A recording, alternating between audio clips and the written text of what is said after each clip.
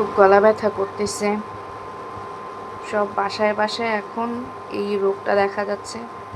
প্রচুর গলা ব্যথা, তার সাথে কাশি, সর্দিও।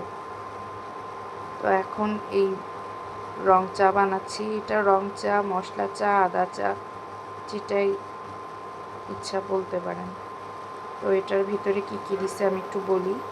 এটার মধ্যে আছে আদা, তেজপাতা, বেশি করে লং, তারপরে আমার কাছে এলাচ আর দারচিনি নাই, ওই দুটো থাকলেও দিতে হবে, তাহলে সুন্দর ঘ্রাণ হয়।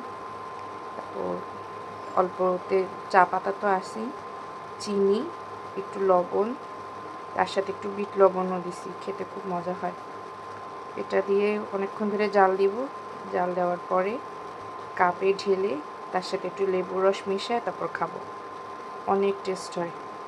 তো এইভাবে করে পুরো 1 ফ্লাক্স বানায় রাখলে একটু পরপরই লেবু মিশিয়ে মিশিয়ে খেলে এই গলা ব্যথাটা একটু কম হয়, একটু আরাম লাগে।